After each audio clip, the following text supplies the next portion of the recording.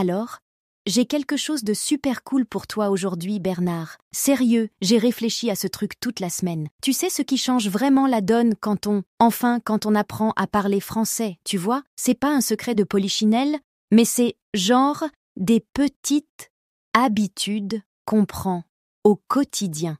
Rien de gigantesque. Et justement, c'est de ça qu'on va parler dans French Listen aujourd'hui.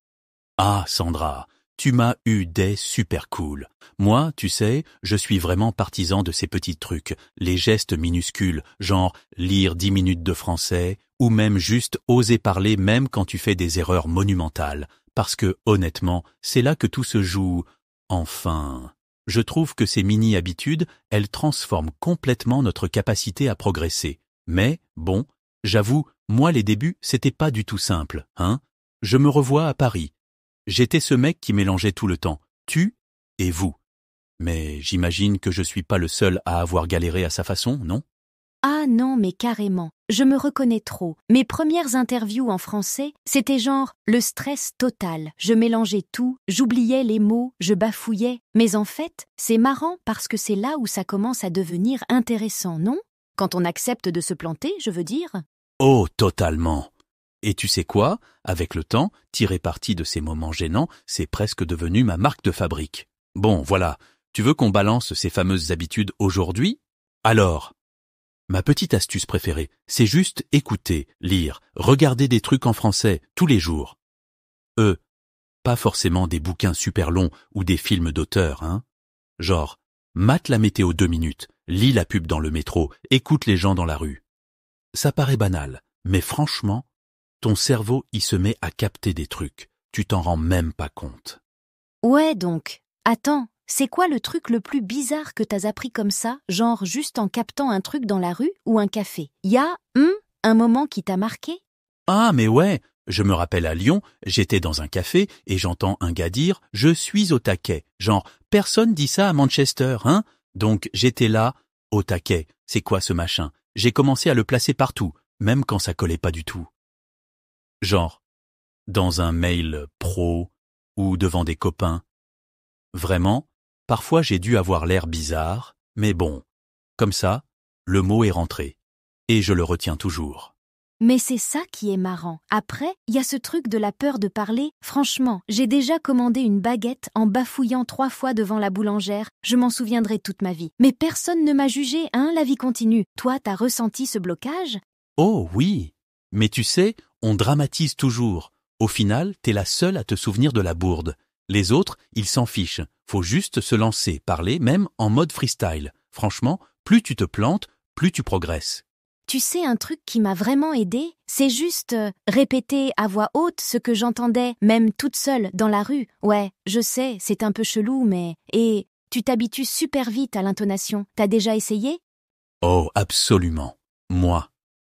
Je m'enregistre parfois, tu vois, avec mon téléphone. C'est super gênant de t'écouter après, mais c'est redoutablement efficace. J'écoute les erreurs que j'ai faites, je les note, et puis la fois d'après, j'essaie juste de pas refaire la même bêtise. C'est tout con, mais ça marche. Ouais, ça me parle. Genre, j'ai mis 3 mois à ne plus confondre « j'ai besoin de » avec « je dois ». Je sais pas pourquoi, mais mon cerveau voulait pas. J'ai dû me le répéter en boucle. Ha ha ha, pareil. Pour moi, c'était les accents. Impossible de dire hôpital ou croissant sans le mettre n'importe où. J'ai carrément fait une liste de mots, je les répétais. Bon, maintenant, je me retiens de corriger mes potes quand ils disent croissant comme en anglais. C'est l'obsession du détail. Mais tu vois, plus on s'entraîne, plus on se foire, plus après, ces erreurs deviennent un truc sympa à raconter. C'est des mini-victoires, au final. Bon, alors maintenant, la techno. Franchement, je trouve que sans les applis, j'aurais jamais tenu le rythme. Tu utilises quoi, toi, pour garder la motivation? Ah bah forcément, les applis, c'est top. Duolingo, tu fais ta leçon au petit-déj, Tandem pour parler avec des natifs, même 5 minutes, ça suffit parfois. Et les groupes sur Facebook, Discord, tu échanges, tu te fais corriger gentiment, c'est vraiment chouette. Ouais, et ce que j'adore, c'est mettre de vrais rappels sur mon téléphone. Sinon j'oublie, hein? Genre, À midi, bim, petite session. Même si c'est 10 minutes, c'est toujours ça de prix. Exactement. Et puis, t'as accès à tout. Podcasts comme French Listen, forums, tout est dispo. Faut juste s'organiser pour l'intégrer à ta routine, c'est ça le secret. Même dans une grosse journée, t'arrives à caler 10 minutes, on est tous d'accord là-dessus. Alors, là, je dois l'avouer, la culture, c'est ce qui m'a vraiment fait aimer le français. Les films, la musique, je me revois regarder les choristes. Je pigeais la moitié, mais j'ai chopé des expressions top. Tu fais pareil, toi? Ouais, moi, c'est la musique. J'essaie de décrypter les paroles, la chanson Sous le vent, j'ai dû l'écouter 200 fois. Et dès que je peux, j'assiste à des événements français, même à Minneapolis. Genre, les petits cafés littéraires, c'est super pour l'ambiance et la langue. Ah oui. Et tenir un journal en français, même quelques phrases sur ta journée. Ça te force à réfléchir, à utiliser tes nouveaux mots, et puis après, tu relis. Tu te dis, waouh, j'ai progressé. C'est gratifiant, tu vois. Grave. Et ces rencontres, que ce soit un ciné-club ou juste prendre un café, plus tu multiplies ces occasions, plus tu piges comment la langue, elle vit vraiment. Alors, parlons objectif. Je trouve que fixer un truc clair, genre « je veux tenir une conversation de 10 minutes avec quelqu'un », ça aide à vraiment avancer. Pas juste devenir meilleur, mais, tu vois, un objectif que tu peux cocher. Exactement. Par exemple, regarder un film français entier sans sous-titres, ou écrire une lettre en français, et après, se servir d'un journal ou une appli pour noter tes progrès. T'as un aperçu concret de ce qui marche ou pas, tu vois rapidement où t'as la marge pour t'améliorer.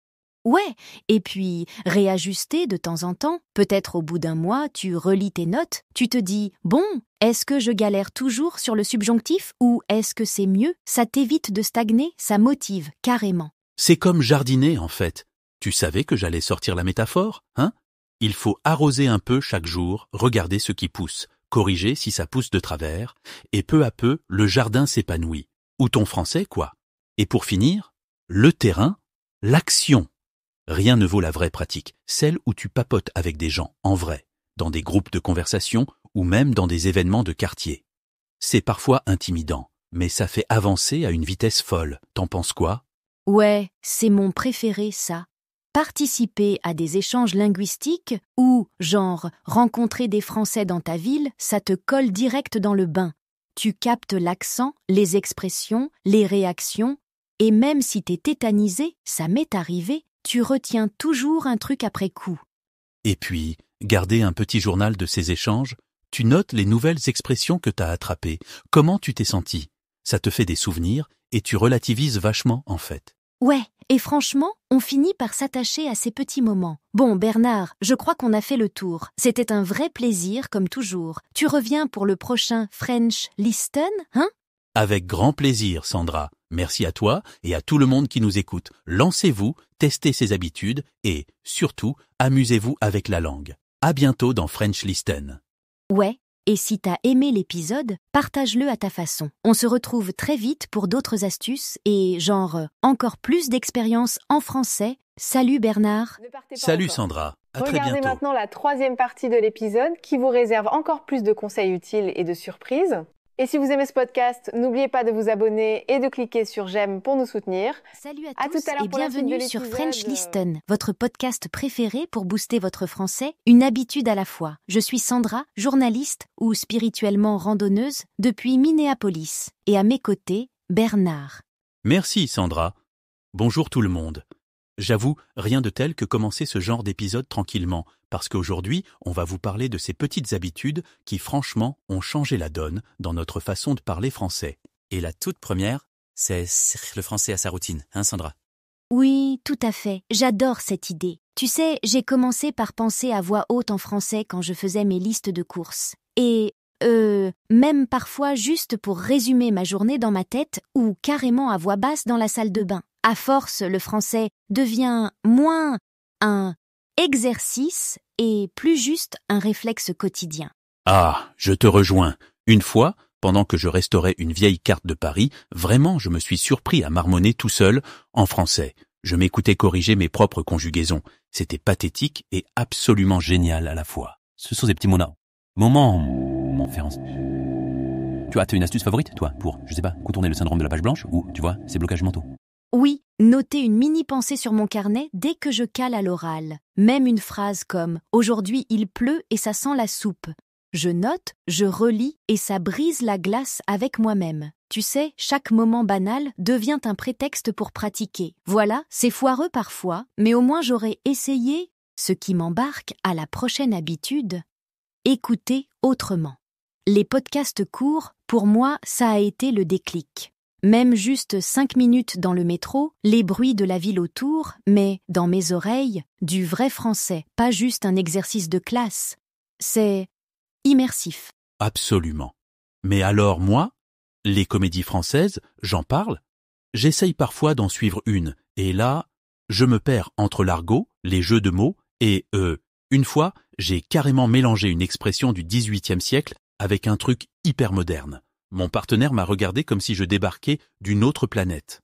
Mais tu sais, c'est la preuve que t'es dedans. Je crois que la question c'est quantité ou qualité. Regarder un film en entier, même si on ne pige que la moitié, ou écouter un extrait en boucle jusqu'à tout comprendre. Bonne question. J'ai un pote, lui, il s'est testé en maths intouchable, sans sous-titres, du challenge pur. Il comprenait 3 phrases sur 10, mais il a adoré l'expérience. Je trouve que parfois, faut juste se lancer, quitte à être largué. J'adore cette anecdote. En fait, c'est ça qui compte. T'oses, on rigole, on retient des trucs. Même si, comme toi, Bernard, on replace gouvernail au lieu de gouvernement. Parler, oh là là. Moi, j'avais la trouille de parler devant des natifs. Genre, je bloquais total, je bégayais, je mélangeais les temps, l'angoisse. Les tandems linguistiques en ligne m'ont sauvé. On parle avec des inconnus qui, tu sais, s'en fichent de nos fautes. Petit à petit, la peur s'envole. J'ai essayé l'inverse. Tu sais, j'ai embarqué mes amis dans une soirée jeu de société français only. C'est parti en folie. Évidemment, tout le monde triche sur les règles. Et quand je devais mimer panier percé, alors là, tu m'aurais vu, j'avais aucune idée. Mais vraiment, le fou rire. Oui, ces situations te forcent à improviser. Et surtout, tu t'auto-corriges, sans te juger. T'apprends à transformer chaque boulette en blague. La pire, c'était quoi pour toi? Je crois que c'était quand j'ai traduit « to be on the fence » par « être sur la clôture ». Silence. Personne n'a compris. Bah, j'ai amélioré mon français et mon jeu de mime. Finalement, accepter ses erreurs, ça devient ta meilleure stratégie d'apprentissage. Exactement. On s'auto-corrige, on rigole et la confiance vient petit à petit. Et même si on sonne bizarre, au moins on progresse. Il y a aussi cette histoire d'intégrer la culture. Je trouve que c'est essentiel. Regarder un film, oui, mais aussi écouter de la musique, tester une recette de cuisine française, lire un poème, même si tu piges pas tout. Ça te donne des images, un contexte vivant. La langue s'installe. Elle fait partie de ton expérience. Je raffole de cette dimension-là. Tu sais, participer à une fête de la musique locale, même à distance, tu prends un atelier en ligne sur le fromage, tu discutes avec d'autres passionnés et ça t'offre des expressions que t'apprendras jamais dans les manuels. Et puis, faut pas oublier les documentaires ou les émissions de radio pour voir la société évoluer aussi. Oui, plus on en absorbe, plus le français devient multisensoriel, plus riche. La seule règle, y aller curieux, pas inquiet de tout comprendre, mais prêt à découvrir des petits bouts d'un univers chaque jour. Alors, ça, c'est la partie structurée. Se fixer des objectifs précis, genre se dire « Cette semaine, je vais apprendre 50 nouveaux mots » ou « Je vais tenir 10 minutes de conversation sans passer à l'anglais ». Je note tout dans un carnet, mes réussites, mes difficultés, ça m'aide à rester motivé. Oh, moi j'adore les applis pour suivre mes progrès. Genre, tu peux voir les jours où t'as été super régulier. Ça motive. Et les mini-défis, un film sans sous-titres, écrire une micro-histoire par mois, c'est pas grand-chose. Mais accumuler, franchement, tu sens le progrès. Même quand t'as l'impression de stagner. Je suis d'accord. Je planifie même des rappels dans mon agenda. Et puis, voir clairement ce qu'on a déjà réussi, mine de rien, ça change la vision qu'on a de soi-même comme apprenant. Ça devient concret. C'est là que c'est dur, ce Tu sais, les plateaux, les moments où on a l'impression de tourner en rond. Ce qui me sauve, c'est de m'inspirer d'autres personnes. Lire un nouvel auteur, écouter un artiste, intégrer de nouvelles voix dans ma routine, ça me donne envie de continuer. Ah, pareil. Créer un groupe ou juste embarquer un pote dans ton défi, c'est génial. On partage les petites victoires, on se donne des conseils, ça devient un jeu plutôt qu'une obligation. Et j'ai remarqué que expérimenter de nouvelles techniques, ça relance tout. Par exemple, raconter une histoire inventée ou faire de l'écriture créative en français, tu sors clairement de ta zone de confort. Oui, c'est ça le truc. Rester joueur. Même quand tu stagnes, l'important c'est de ne pas arrêter, juste changer d'approche, ajouter de la variété, pour remettre du peps dans ta motivation. Avant de finir, un dernier mot sur la culture. Franchement, participer à des festivals francophones, même en ligne, ça te plonge dans une ambiance unique. Tu découvres des musiques, des plats, des auteurs, et n'importe quel petit documentaire sur la vie quotidienne en France, ça élargit ton univers. Tout à fait. Tu te construis un français à toi, nourri de tout ce que t'absorbes, que ce soit une recette, une chanson ou un débat à la radio du matin. Prends le temps d'explorer, choisis ce qui t'attire et amuse-toi avec ça. Il y a autant de façons de grandir en langue qu'il y a de francophones sur Terre. Bon, Sandra, encore un épisode où tu me donnes envie de tout réessayer, même les jeux de société version improvisation catastrophique. Moi aussi, Bernard. Et vous qui nous écoutez, testez une habitude cette semaine. Partagez-nous vos victoires. Et vos ratés aussi. On adore les ratés. On se retrouve très vite pour un nouvel épisode de French Listen. Merci à toi, Bernard, et merci d'être avec nous chaque semaine. Merci à toi, Sandra. À la prochaine, et surtout, osez parler même quand ça bugue. Salut! Salut tout le monde. Ne À partez la pas prochaine sur French Listen. Regardez maintenant la deuxième partie de l'épisode, elle vous réserve encore plein de conseils utiles et de surprises. Et si ce podcast vous a plu, pensez à vous, s'il vous plaît, abonner et à cliquer sur j'aime pour nous soutenir. Bienvenue À tout à de cette suite dans la suite de exploration. l'épisode. Aujourd'hui, on s'attaque à une question vraiment fréquente chez ceux qui apprennent le français. Comment on fait pour enfin oser parler, pour dépasser ce blocage à l'oral? Oui, le fameux blocage. Exactement. Alors, on a regardé pas mal de choses, des conseils vidéo, des articles, des discussions sur des forums comme Reddit, et puis aussi des ressources plus classiques, genre Projet Voltaire, Français authentique. Des sources variées donc. Voilà.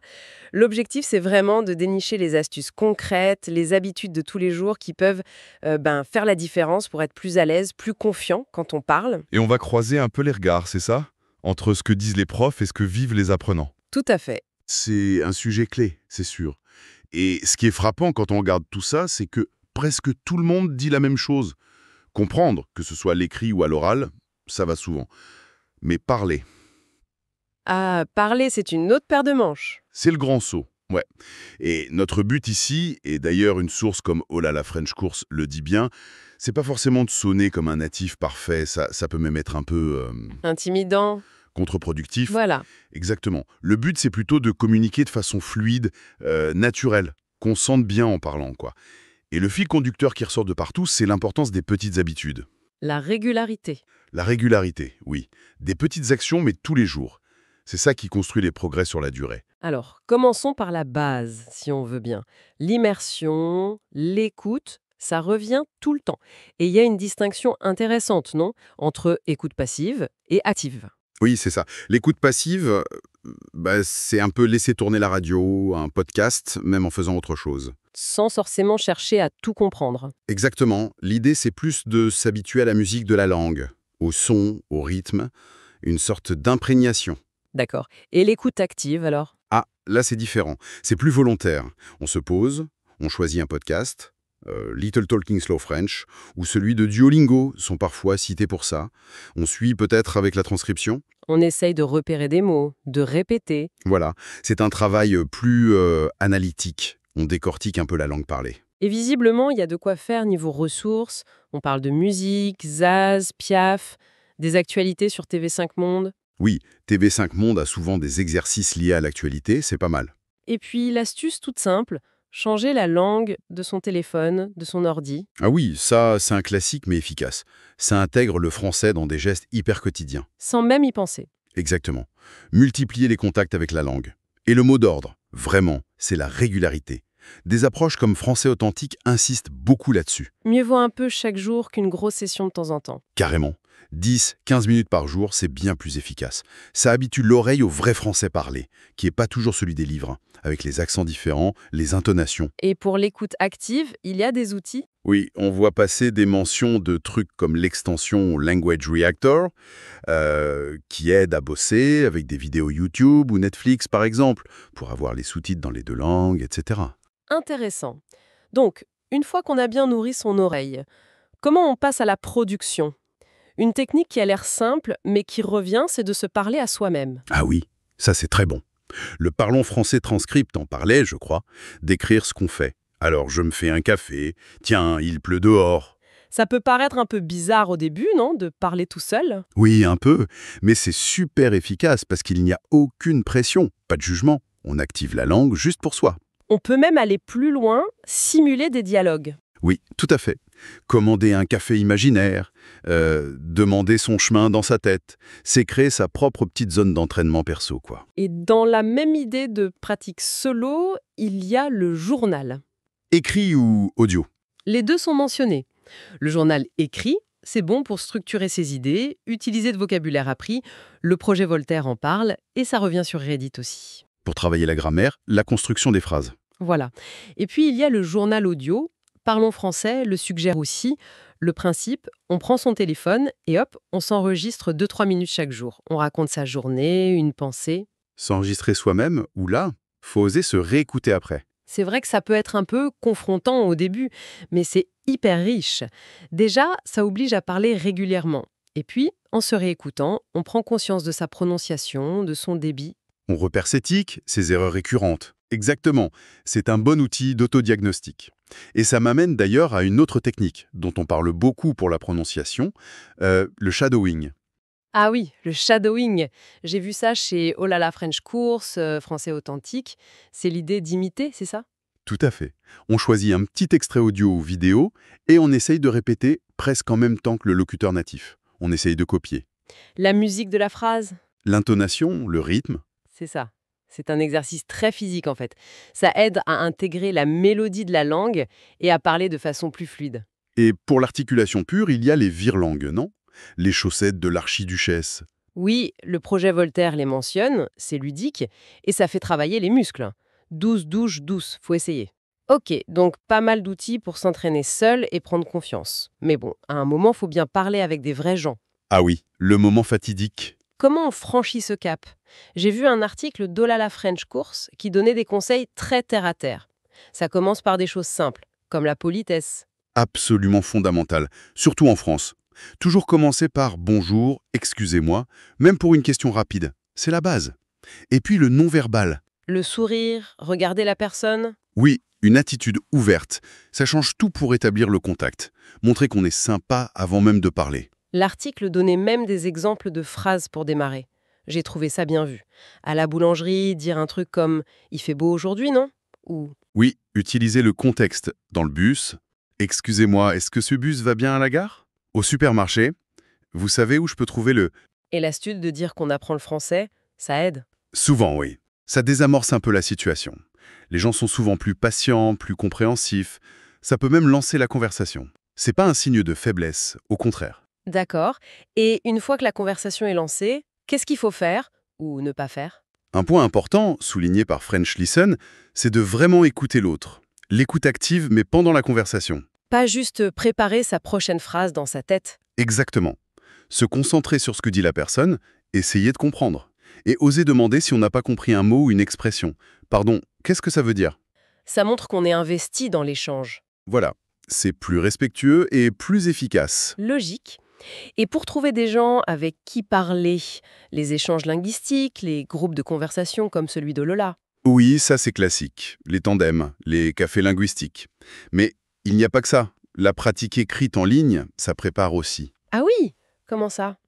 Participer à des forums, des gros Facebook, des subreddits dédiés aux Français, poser des questions, répondre à d'autres, même si on fait des fautes. Ça oblige à chercher ses mots, à structurer sa pensée en français. Exactement. C'est une forme de pratique moins intimidante que l'oral direct, mais ça construit la confiance et ça fait travailler la langue. Tout ça nous amène au cœur du problème pour beaucoup, j'ai l'impression. Le blocage psychologique. La peur. Ah oui, la fameuse xénoglossophobie, comme l'appelle Oh là là French Course. Le fait qu'il y ait un mot pour ça. C'est que c'est réel. Et comment? Toutes les sources en parlent. La peur de faire des fautes, la peur d'être jugé, d'avoir l'air bête, et ce perfectionnisme qui paralyse. L'anecdote du café à Paris où la personne comprend mais n'arrive pas à répondre. C'est typique. La panique qui bloque la parole. C'est fou. Alors, comment on s'en sort? C'est quoi les stratégies? La première, et elle est répétée partout, c'est vraiment de changer son regard sur l'erreur. Il faut arrêter de voir ça comme une catastrophe. Il faut l'accepter comme faisant partie du jeu. Mieux que ça. Il faut la voir comme utile. Chaque erreur, c'est une info. Ah, ça ne se dit pas comme ça. C'est une chance de progresser. Faut vraiment dédramatiser. L'erreur comme une alliée, presque. C'est un sacré changement de mentalité. Carrément. Et dans le même esprit, plusieurs sources disent « apprenez à rire de vos propres bourdes ». L'exemple du « je suis pleine » au lieu de « j'ai bien mangé » ou « je suis rassasiée ». Voilà. C'est tellement plus simple à d'en rire. Ça détend. Et souvent, on retient mieux la bonne forme après une erreur un peu mémorable. C'est pas bête. Se concentrer sur le fait de communiquer plutôt que sur la perfection absolue. Exactement. L'objectif numéro 1, c'est de se faire comprendre et de comprendre. Le reste, ça viendra. Et puis, être sympa avec soi-même. La bienveillance. Oui, oh là là, French Course insiste là-dessus. On est souvent notre pire critique. Essayer de se détacher du regard des autres, qui est souvent imaginaire d'ailleurs. Et le projet Voltaire ajoute un truc, ne pas s'auto-juger pendant qu'on parle. Couper cette petite voix critique intérieure. Oui, cette voix qui commente en direct. Oh là, t'as fait une faute, ton accent est nul. C'est un poison. Faut rester dans l'échange. D'autres pistes? La visualisation. Oui, French Listen en parle. S'imaginer réussir des conversations en français. Ça peut aider à réduire l'anxiété. Et puis, conseil pratique. Pour les premières fois, évitez les sujets sensibles. Politique, argent, mieux vaut parler de la pluie et du beau temps. Ou des voyages, des loisirs, de la bouffe. Des sujets plus légers, plus universels. C'est plus facile pour commencer. Ok, donc on travaille sur le mental. Et après, pour que le français sonne plus naturel, moins scolaire. Alors là, c'est le travail sur le vocabulaire, les expressions. Aller chercher le français authentique. Celui que les Français utilisent vraiment entre eux. Avec l'argot, les expressions idiomatiques. Voilà. Et pour ça, rien de tel que les contenus faits par et pour les natifs. Les séries, les films. 10% Lupin. Oui, c'est une mine d'or pour entendre la langue d'aujourd'hui, les expressions familières, les tics de langage. Les films aussi, bien sûr. Et la lecture, hein? Des livres, des articles, même des BD. Oui, Français authentique et le projet Voltaire le recommandent. Lire, ça aide à fixer le vocabulaire, la structure des phrases, de manière plus posée que l'oral. Et pour les expressions toutes faites, genre « chercher midi à 14h », Faut les utiliser correctement, bien sûr. Le projet Voltaire suggère aussi un truc intéressant. Essayer d'élever un peu son vocabulaire de temps en temps. intégrer des mots un peu plus soutenus, oui, pour être plus précis, plus nuancé, sans tomber dans le pédantisme, juste pour avoir plus d'outils. D'ailleurs, sur Reddit, quelqu'un suggérait de s'abonner à des mails « mots du jour ». Ah oui, pour enrichir son vocabulaire passivement. Un petit peu chaque jour, ça peut aider. Donc, on mélange l'immersion dans le langage courant et un enrichissement un peu plus ciblé. Finalement, si on essaye de résumer, tout converge vers l'idée d'intégrer ça dans le quotidien. Non? En faire des habitudes. C'est exactement ça. Le maître mot, c'est l'intégration. Utiliser les temps morts, comme disent Français authentique ou French Listen. Écouter un podcast dans le métro, chanter sous la douche en français. Se parler en faisant la cuisine, regarder une vidéo rapide pendant la pause café, enregistrer son petit journal audio le soir. Poser une question sur un forum. Toutes ces petites touches accumulées. C'est ça, qui mises bout à bout finissent par créer une vraie dynamique de progrès. Et toujours cette idée de constance plutôt que d'intensité. Ça revient sans cesse. Absolument. Mieux vaut 15 minutes tous les jours sur la durée qu'une grosse session de 3 heures qu'on ne tiendra pas. Et surtout, trouver du plaisir là-dedans. Varier les activités pour pas se lasser. Oui, alterner. Écoute, parole, lecture, jeu. Garder ça motivant. Et comme le dit Français authentique, savoir pourquoi on fait ça. Quel est notre pourquoi personnel pour apprendre le français? C'est un moteur puissant. Donc, en résumé, pour débloquer l'oral, pas de solution miracle, mais plutôt une recette à base de petites habitudes régulières bien intégrées au quotidien et en parallèle un travail sur soi, sur son état d'esprit. Oui, dédramatiser l'erreur, oser, être patient et bienveillant avec soi-même. Et célébrer les petites victoires, comme le disait French Listen. Chaque petite conversation réussie, chaque nouvelle expression comprise. Tout à fait. Et peut-être une dernière pensée pour la route. Si parler couramment, finalement, c'était pas juste maîtriser la grammaire et le vocabulaire. Qu'est-ce que ce serait d'autre alors? Si c'était surtout réussir à vivre un peu en français chaque jour, intégrer la langue à sa vie, comme une couleur, une musique en plus, peu importe où on se trouve dans le monde, une façon d'enrichir son quotidien.